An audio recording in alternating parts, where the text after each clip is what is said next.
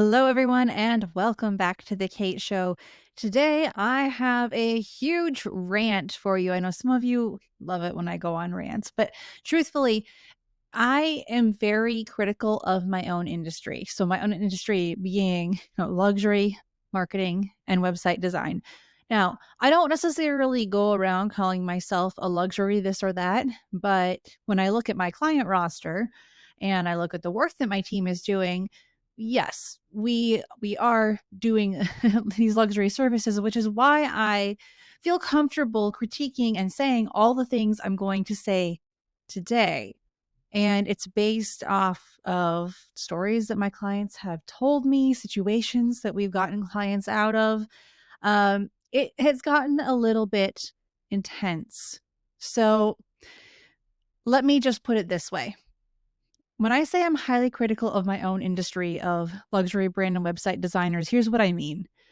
If website designers would optimize each website they build for SEO, if they'd optimize it for SEO, they'd be truly offering full website design services. But as it is, I have found when clients come to me, they've been told, well, first you have to hire a website designer and then you have to hire a copywriter because those two people don't do they don't provide like the one service. And then you have to hire an SEO person, and it ends up really making the price of their overall website astronomically expensive because the more professionals you have to hire, the pricier your website becomes. Plus, I keep running into clients who have fell victim to some luxury branding experts out there who claim you don't need copywriting, like you need like minimal words on your site. You don't really need to worry about SEO. You don't need to do blogging or email marketing. And these clients are suffering for it. Truthfully, it really pisses me off. So that is why I am about to share all the things in this episode. So if you're like, my last website designer didn't offer SEO, like I said, I hear this far too often from new clients. And it's similar to offering full service design build, but never hiring the electrical subcontractor. So the house looks great, but nothing happens when you flip the light switches. And it's like, wait a minute, what? And the frustrating thing is, if someone is offering website design but not SEO, which always includes copywriting, by the way, because where else would those keywords come from? The end result is not a complete website. Now, if you have found yourself in this situation, don't freak out. There is a quick way to know whether your website has proper on-site SEO that will help your website be found in Google search results. So let's just start with the basics. What is SEO? Well, search engine optimization, or SEO, determines how highly ranked your website is in search results. It's a combination of copywriting and keywords, loading speed, user experience, mobile friendliness, stuff like that. Now, ironically, I decided to ask Google, what is SEO? How does copywriting affect SEO? And I'm going to read to you what Google said, because why not ask the source, right? If we're all trying to rank higher on Google, let's ask Google, what matters to you? What do you want to see in a website? And here's what Google said. Copywriting significantly impacts a website's SEO by influencing how well search engines understand and rank your content, primarily by incorporating relevant keywords, addressing user intent, speaking to your ideal client, and creating high-quality, engaging text that encourages users to stay on that page, ultimately leading to better search engine visibility and organic traffic. Websites with very little copywriting generally do not have good SEO because search engines rely heavily on text content to understand a website's relevance to a search query, meaning a lack of substantial written content will significantly hinder its ranking potential. And that is from Google itself. So then let's talk about that for a second. Copywriting for SEO. What does that mean?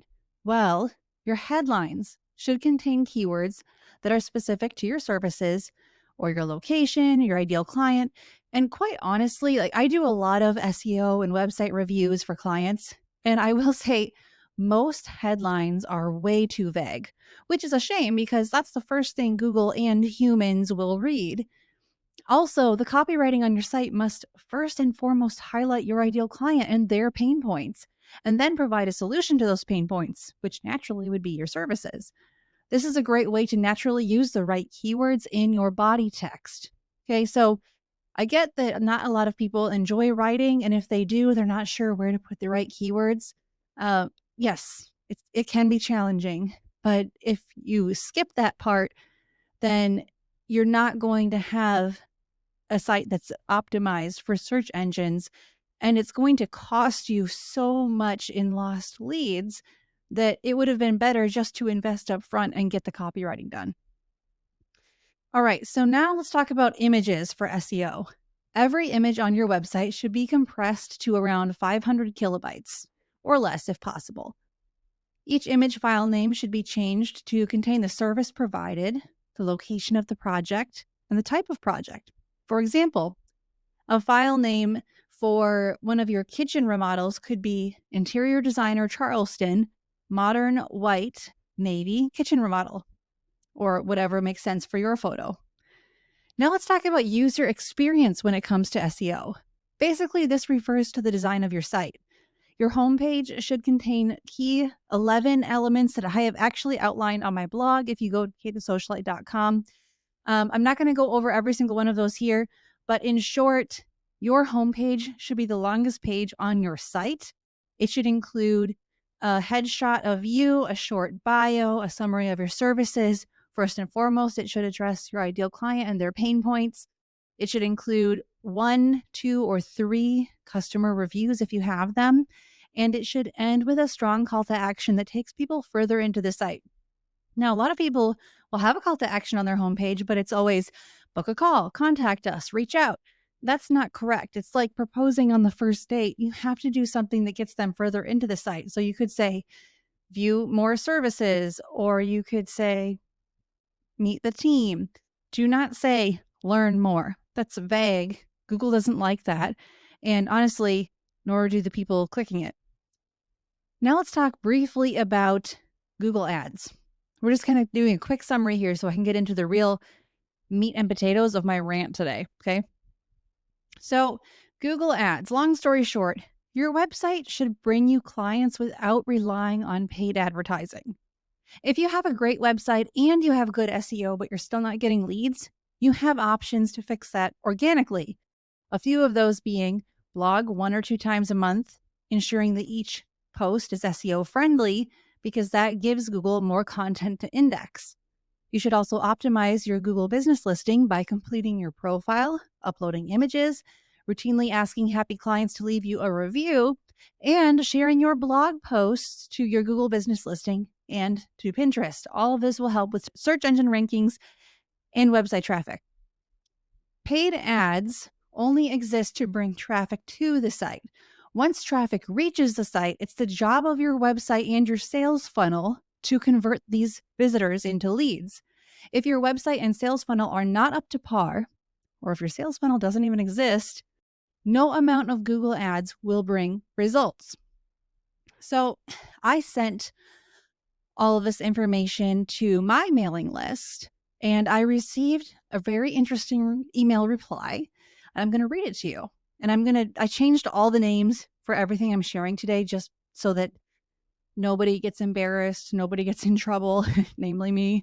But I thought that this designer's question was relevant. I thought a lot of you might have it as well. So here is what she said. She said, "Hi, Kate. I'm confused because the website designer that I hired, who specializes in websites for interior designers and home builders that attract luxury clients, is saying that a simple website with less information is the key. He said that high-ticket clients want to see minimal, elegant websites. He said high-ticket clients don't typically want quizzes or freebies or a newsletter they have to opt into. I get that because if these are clients that typically have demanding jobs and schedules, they don't have time to read email newsletters. I love the website he created for me, and what he said made sense. He literally wrote a book on the art of luxury websites. But it's conflicting information from what you say. Both you and he agree that the website should draw customers without Google ads. What are your thoughts? Thanks, Jane." All right. So, Jane, here is my answer to your question, which is going to take up the rest of this episode.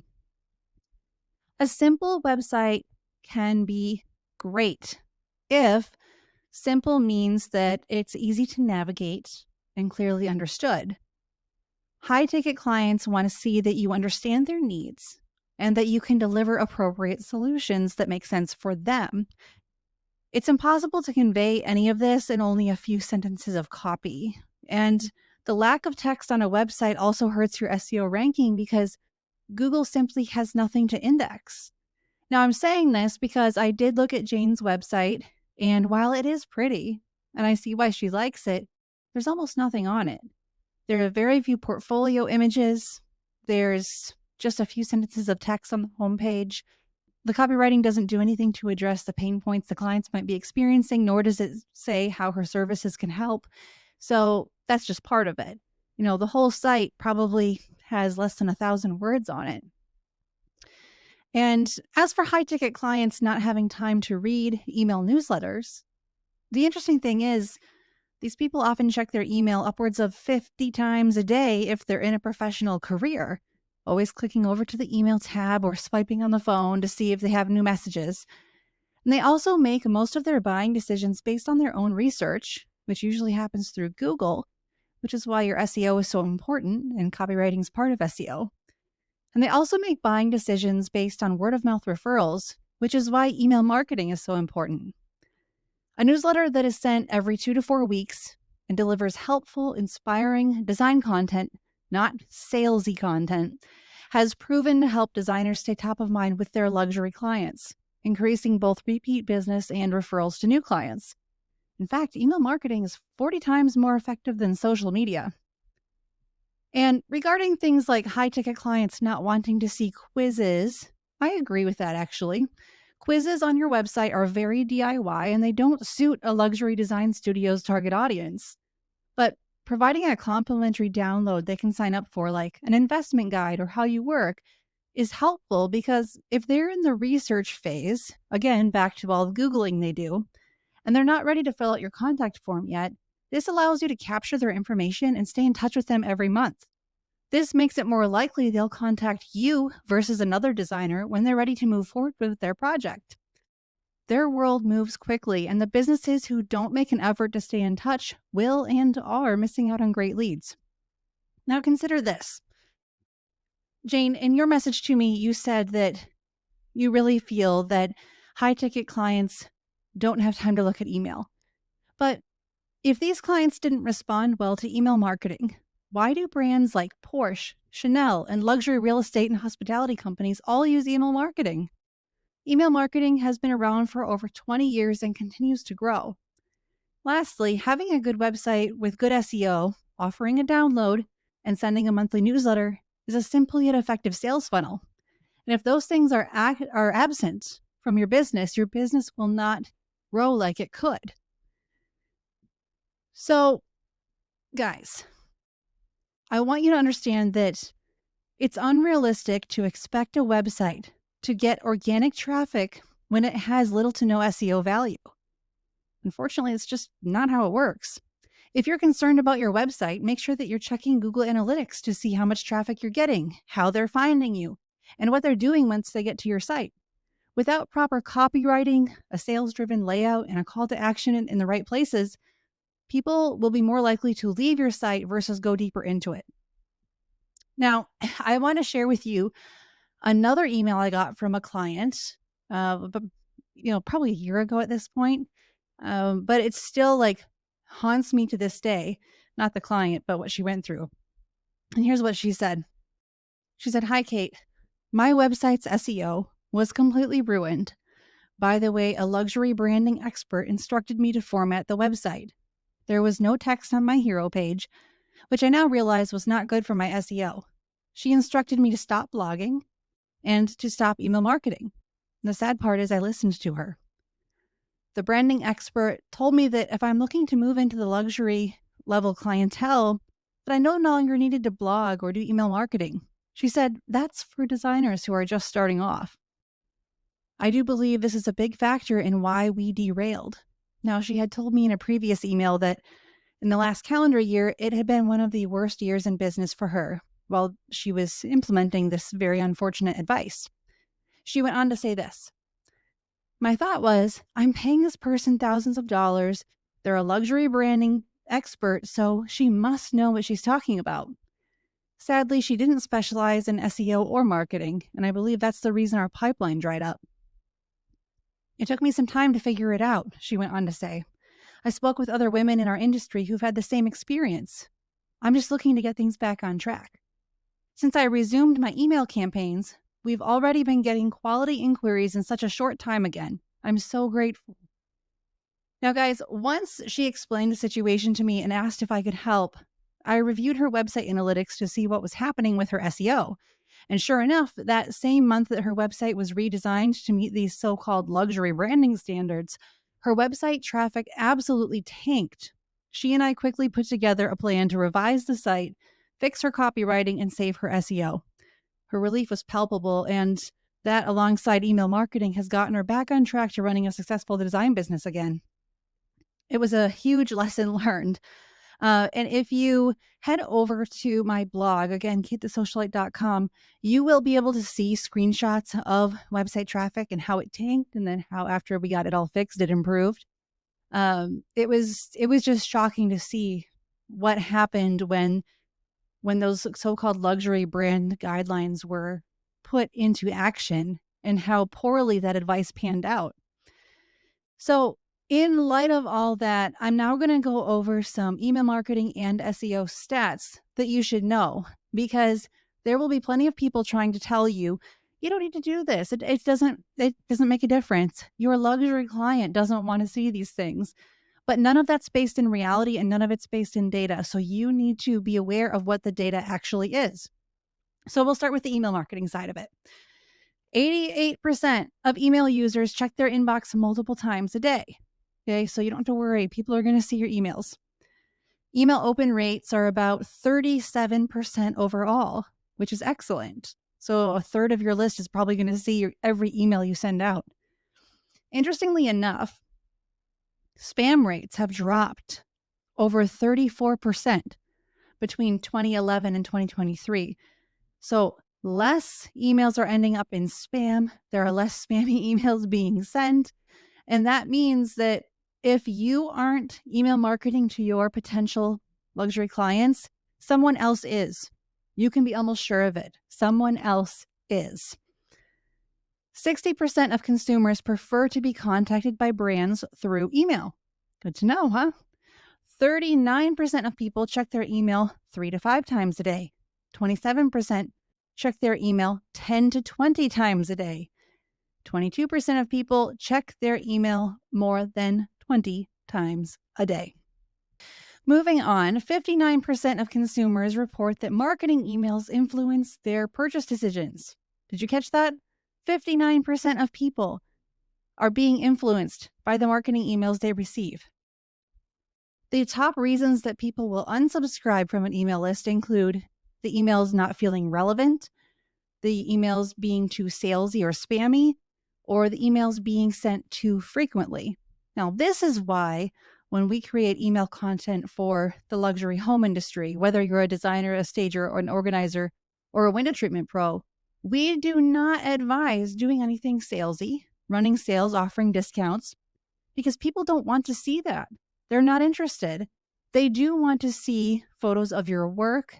They want to understand the details of what you do. So even if you don't have a big portfolio, there's still plenty to say. And one thing you should never forget is that for every $1 spent on email marketing, $36 is made in return. And that's according to email marketing data from Litmus. This equals a 3,600% return on investment. That's a big deal. Now, email outperformed banner ads and text marketing by 108% in 2023. Now, I get it. It's 2025 right now, but it does take a little bit to aggregate all that data. Lastly, 87% of brands say that email marketing contributes to their business success. So if you haven't got on the email bandwagon, why not? The evidence is there. And like I said, if you aren't email marketing to your high-ticket luxury clients or leads, someone else is. All right, let's go on to the SEO stats that you should know. 57% of local search queries are made via mobile devices, which is why it's so important that your website be mobile friendly. Also, people are 70% more likely to visit a business with a complete Google Business profile. So optimize your GBL. Clients are 2.7 times more likely to consider a company reputable if it has a complete business profile. And over 96% of the pages on the internet get zero traffic from Google, just FYI. So it doesn't have to be that hard to stand out. Most pages are not being seen, and that means you have less competition. But that also means almost nobody is using the right SEO. So that's kind of sad too. Now, more than 50% of customers use Google to discover or find a new brand. And that makes sense. You've got to play Google's game if you're going to be on their turf. 78% of local mobile searches lead to offline purchases. Now, someone paying for your service could certainly be considered an offline purchase. They're not buying a product. They're not buying something digitally. They truly are signing the proposal that you send to them.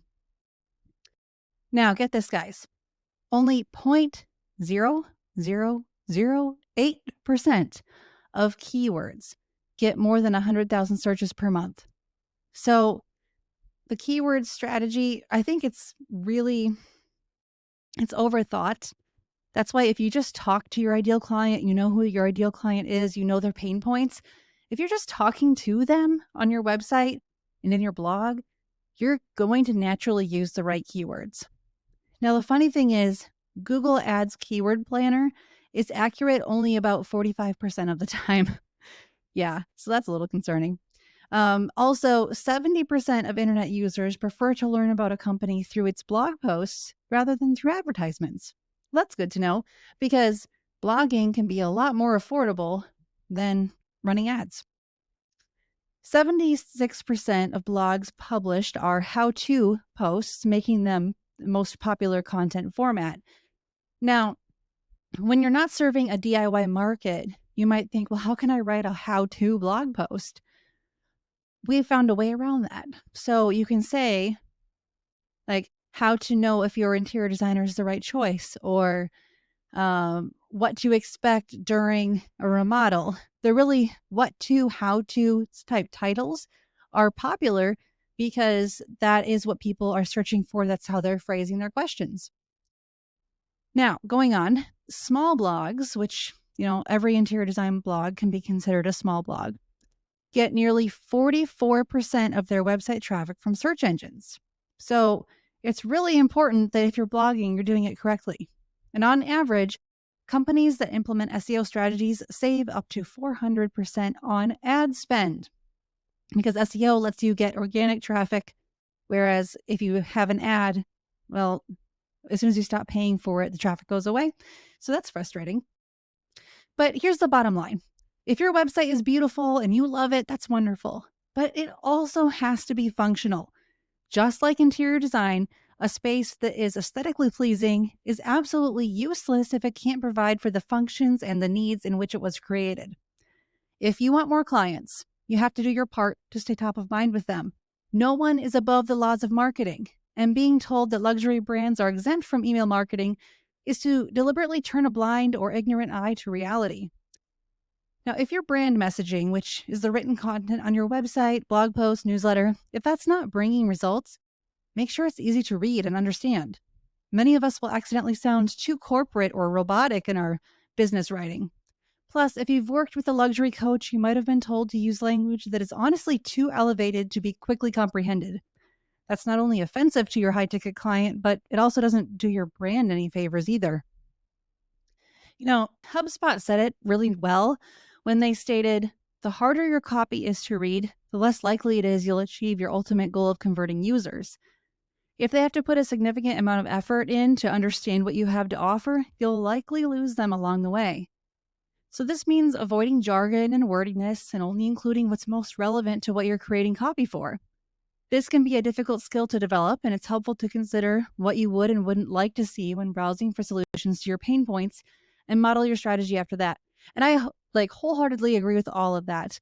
You have to know who you're talking to and then leave out the distracting elements. But, this brings me to a big question that I often wrestle with. And that is, why do luxury brand and website designers think less copywriting is better and almost no copywriting, honestly?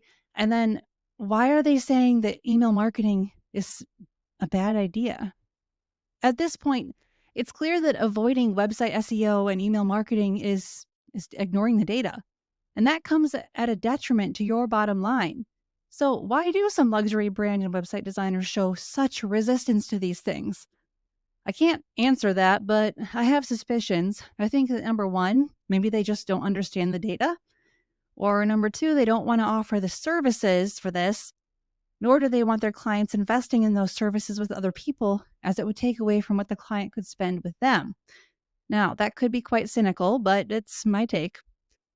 I don't think there's any malice involved, just some good old-fashioned ignorance or avoidance. However, as the owner of your business, the one who's responsible for its proper management, you don't have the luxury of ignoring or avoiding reality. Take these stats into consideration that I've shared with you today and make an independent decision about what's best for your business. Now, if you want to talk this through, I am here for it. Go to keepthesocialite.com and book a discovering call and marketing audit.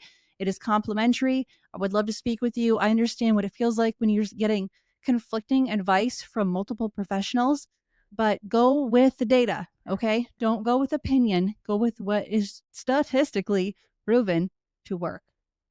All right, guys, that is what I have for you today. Thank you so much for watching and listening. And before you go, please make sure to rate and review this podcast anywhere you get your podcasts. It always helps other people find the show. And until next time, keep your marketing simple, your message clear, and I will talk to you soon.